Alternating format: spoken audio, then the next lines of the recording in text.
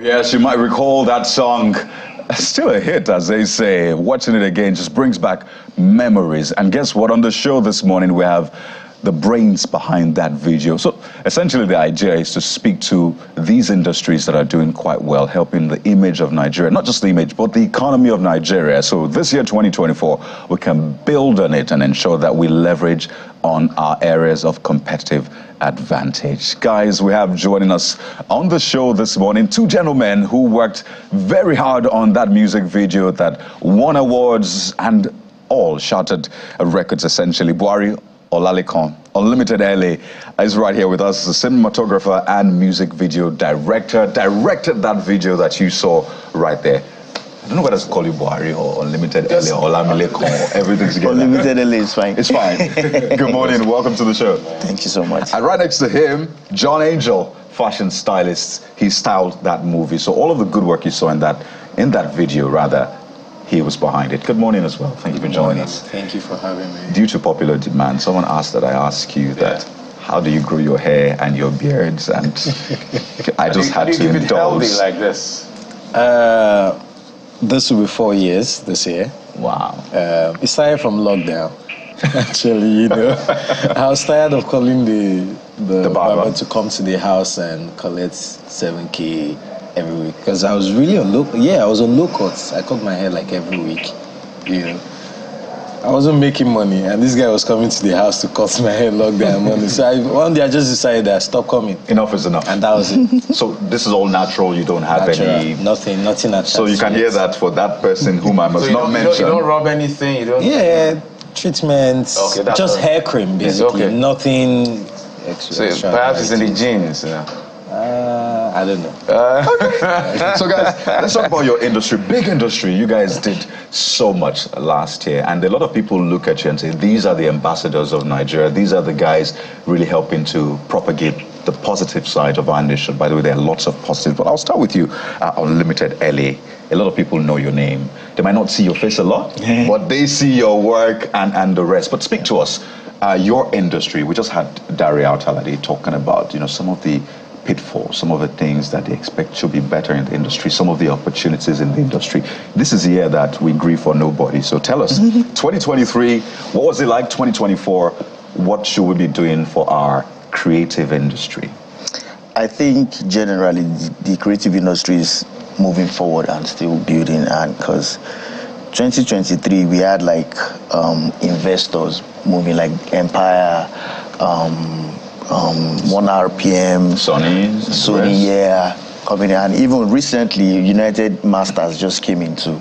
So these are like investors coming into the business, and they're making the business bigger, for, budget-wise, creative-wise, the reach. Like, you see the movement of Afrobeat, so yeah, everybody's trying to, jump on that train. And it's good. So we are moving forward every day. We keep getting better in the creative industry. Are you charging more for your music videos as well? Well, there's more money involved in it now. Absolutely. So I can't charge how much I was charging like 4-5 years ago, or even last year.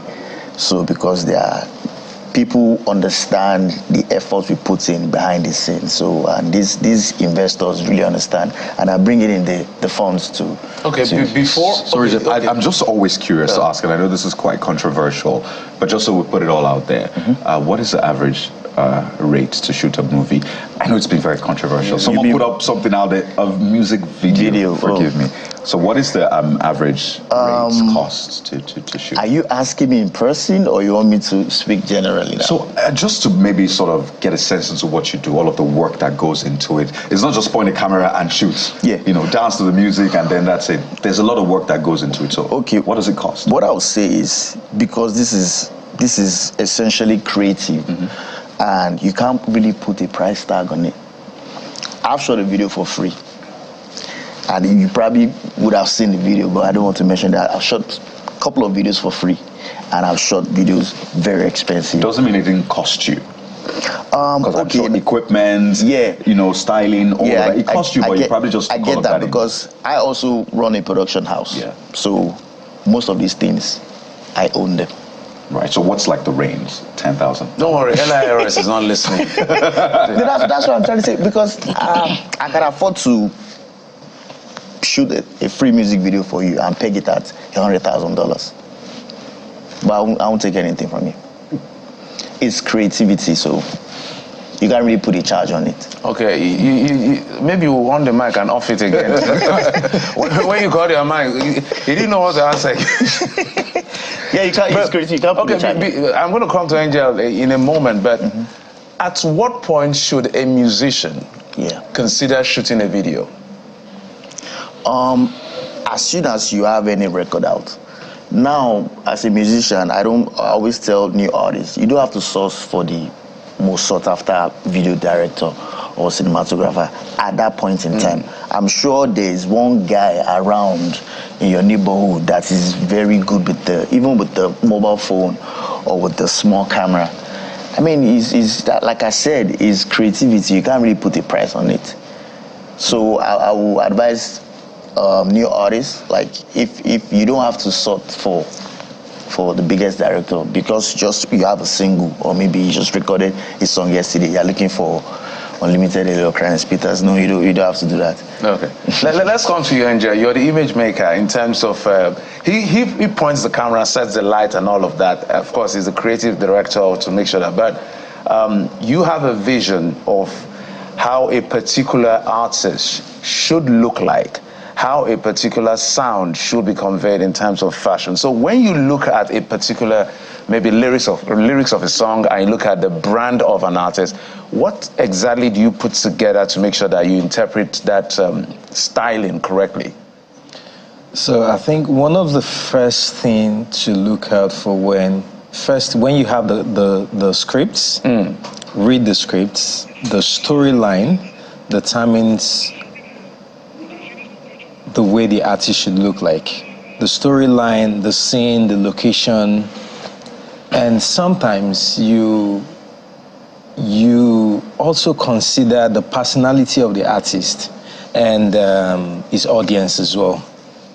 We have, let me give you for instance, the way a D'banjo dress or a Timaya is different from the way the new guys will dress. For instance, a Charlie Poppy or Malay, Ashake. Two different. So you all need to consider their personality, their sound, and their audience as well. So concepts, location, storyline, everything includes for you to consider how an artist needs to appear on the screen. We cannot have these conversations without talking money because money at the end of the day is called showbiz for a reason. How affordable is it to get a stylist for an artist, whether an established artist? Because we asked Unlimited early, he was diplomatic about the number and intimidated us with $100,000. You get it, right? So what is the range in the industry? Or does it depend on the size of the project itself? And what's the average? A lot of things. You need to consider a lot of things.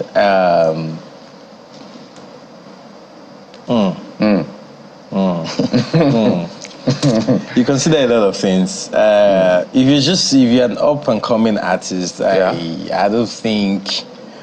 If you have the budget to go for the biggest stylist at that point, go for the biggest stylist at that point. But that does not mean that there are not some stylists who are coming up as well, and they are doing great too. And how would I put it? It's a tough one, isn't it? Yeah, it's a tough one because a lot of stylists are doing well. So I can't say that you have to go for the most expensive stylist. Everybody plays value on themselves, really. And I cannot charge someone who is coming up or give the price of an Ashake to someone who is just coming up. So the prices, there's no particular amount to what I would charge, you know. And also it depends on the concept of what you're trying to go for, what you're trying to achieve. You know, one of the things people are advocating for is... Oh, by the way, that's just one of the styles that you did. That's the look for Kiss Daniel's album. The new album is just Maverick here. Right. Yeah, that's it. I'm tempted to ask how much it costs for that.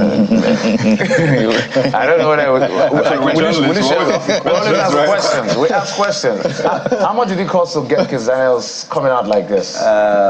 Did you bring the clothes or did he buy it for himself? What exactly did you do? These are all mine. All of this came from me.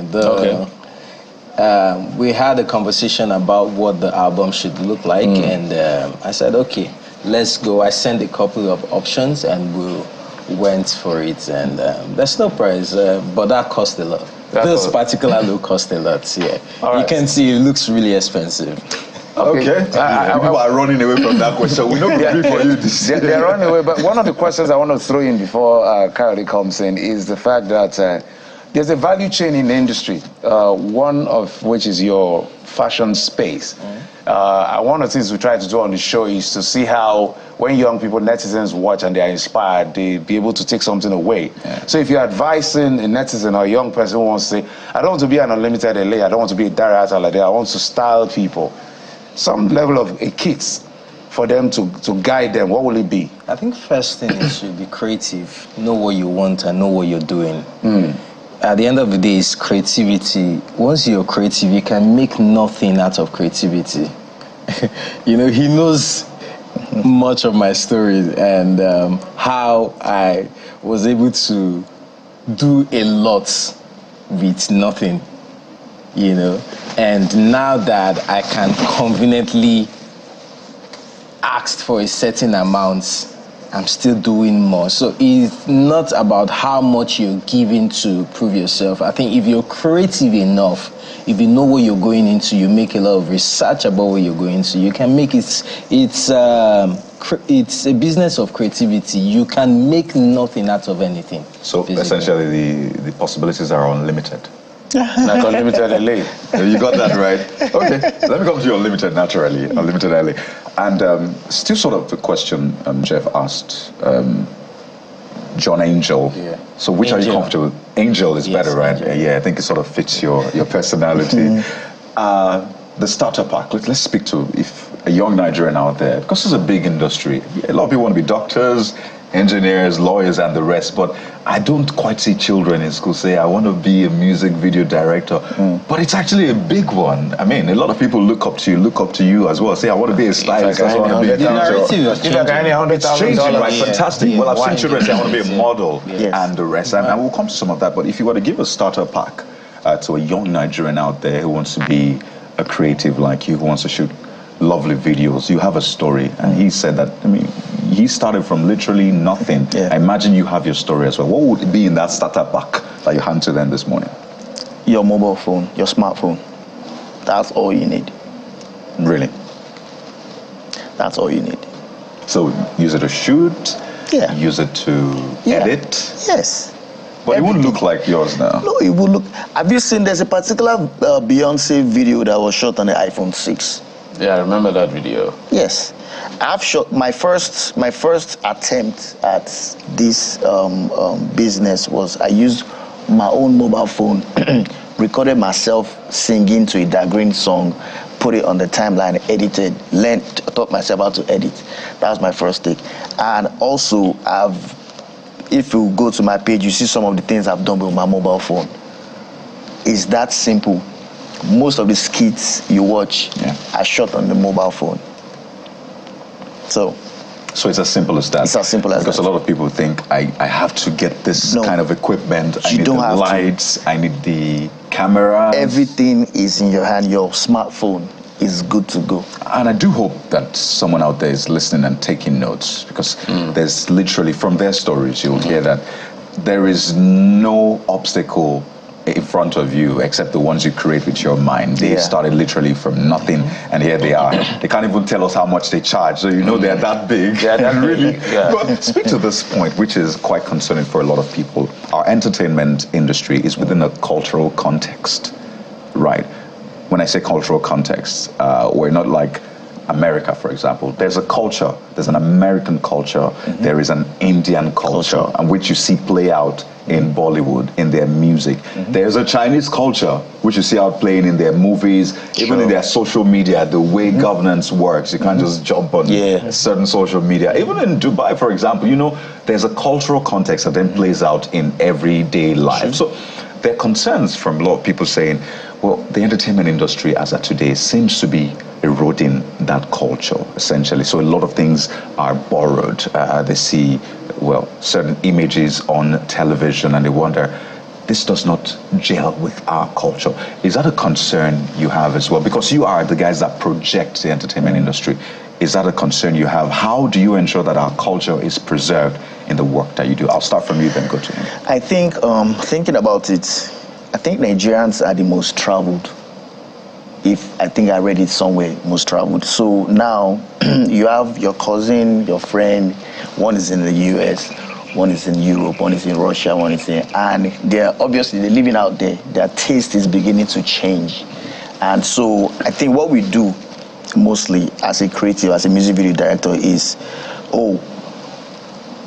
directing a video for an artist, he will say, oh, bro, I want my fans in the US to really feel this. So consumer is king. Yes, I want my fans in Europe to really know that, oh, this was good. I want my fans in Africa too. So sometimes we just put everything together and just throw it out there.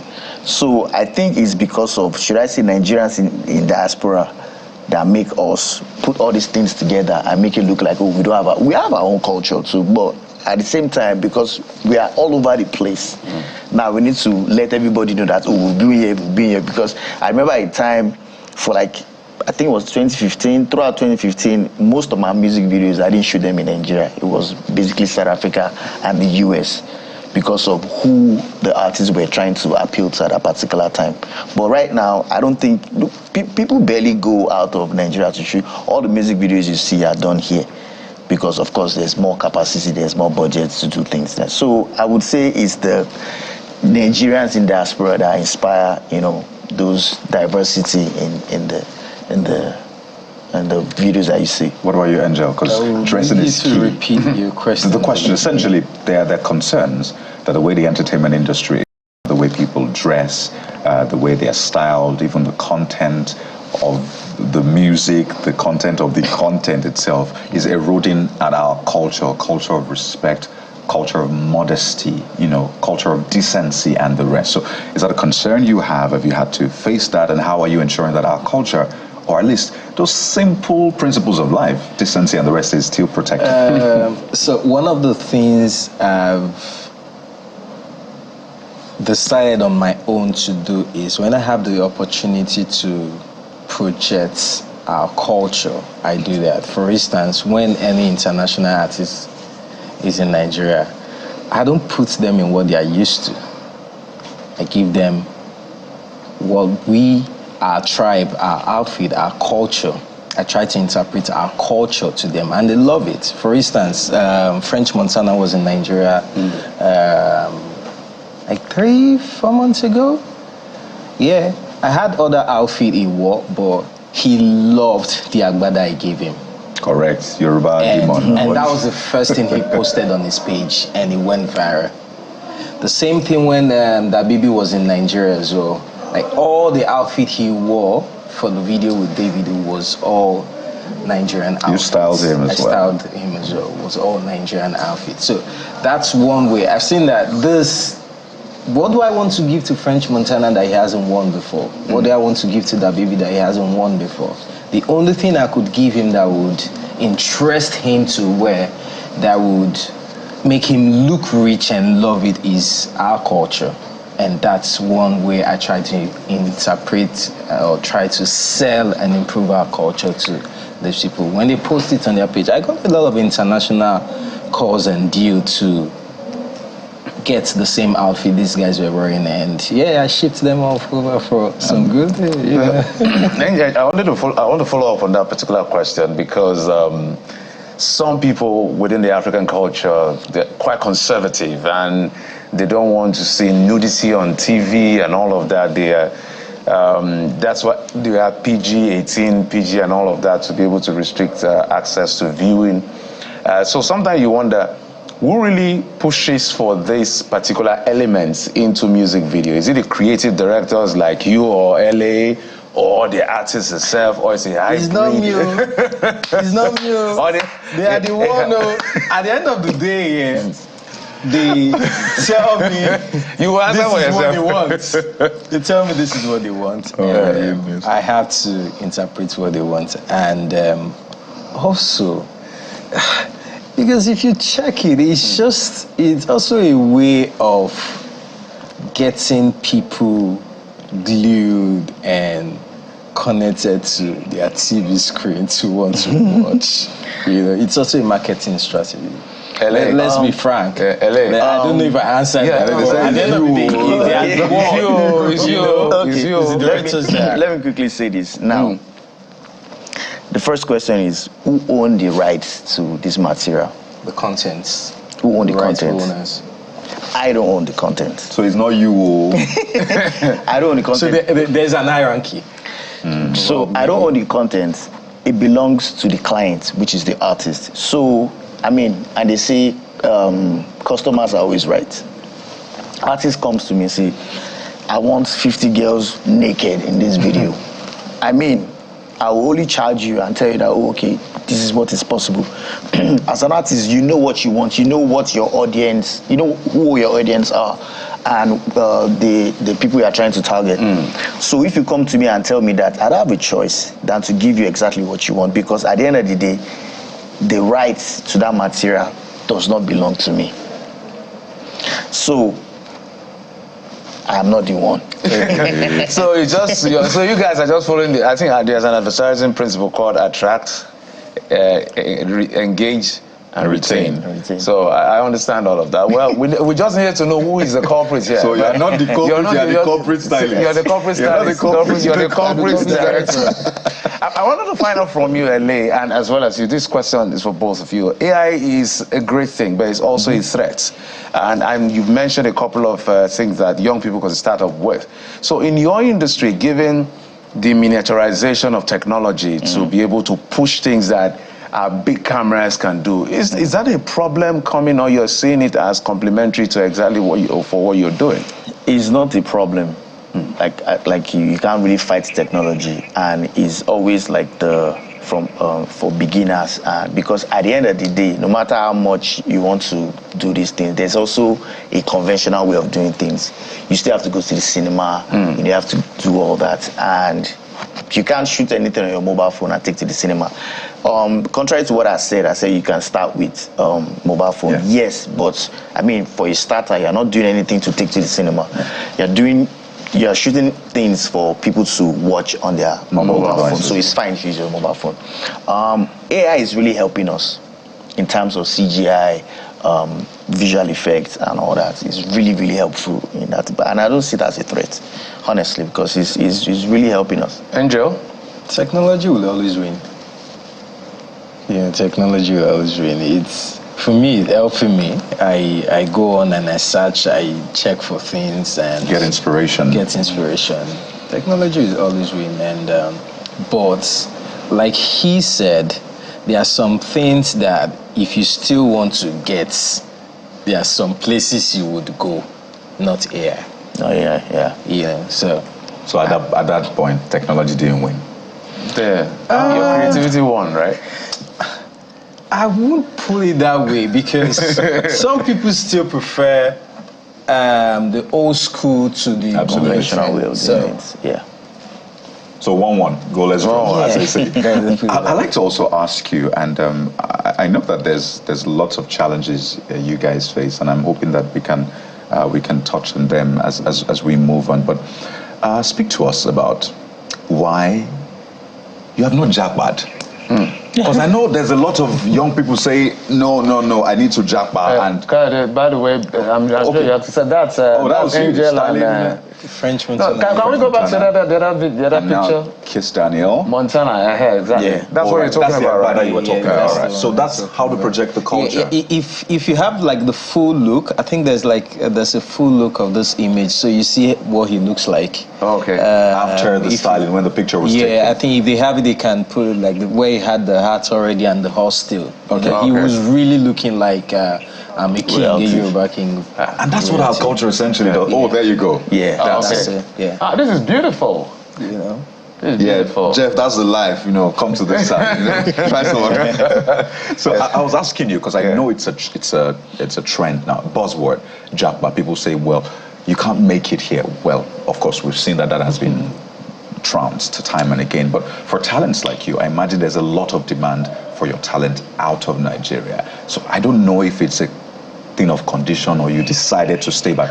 But why have you not Japaed? Are you planning to Japa? Especially Angel. What is it about Nigeria for both of you? Let him speak first. I'll allow him to speak first. Okay, so I've been traveling like for a long time. I've been to 21 countries, and I love my Nigeria at the end of the day. And I don't just travel to these countries to go on vacation. No, I go there to work. So I really mix with the culture and the people. But at the end of the day, I still prefer Nigeria. Now, some people may say, "Oh, is it because you have the opportunity to always go and come travel anywhere?" Maybe, because I've, like I said, been to 21 countries, and no place like home. No place like home. And again, demand for our talent, yes, but I don't forget that Nigeria, we have the number. If you have anything to sell, I prefer to sell it in Nigeria because we have the number. I mean, me going to the US to shoot, I'm just like a dog in the city because there are loads of, talented people there. I just join, I'll just get on the same bus. Start over. But in Nigeria, I know how much I'm valued. In other African countries, I know that I'm very valued, So, I mean, Japa is not in the process for me at all. Angel? I don't see myself giant buying. I don't see myself running. Yeah, should I be running? I don't see myself, but I can always go and come, but I don't see myself. I've traveled as well, and I always want to run back home. The first week is good, second week is good. When it gets to the third week, I'll be like, no, where's I miss Amala. Took that out of your mouth. I always want to run back home, and home is always home. Everybody knows that home is always home. I didn't think it was going to end on this very, sober mode, but you guys have proven to be even better than what people see on TV and see on social media. There's so much, content to you guys, and I want to say we appreciate that, absolutely. So thank you so much for sharing some part of your craft with us. We're expecting a lot of things this year, right? Yes. That's I can't talk about right now. Yeah. Non-disclosure. I get it. Buhari Olalikon, Unlimited LA cinematographer and music video director. Thank you so much for joining us, as well as John Angel, fashion stylist. Thank you. Absolutely. Thank you. Great so to have much. you. Wish you the very best. And please, thank you. No grief for anybody else. I know grief. And there's no Japa in the mix. Absolutely. We're here. We did here. We're here. Absolutely. So we go to break now. When we return, we're going to be doing some sort of fitness, wherever you are, at work, at home. This is something you don't want to miss. It's on your New Year's resolution. Yes, we know. So let us help you achieve that in a moment. Stay with us right here. Still the morning brief.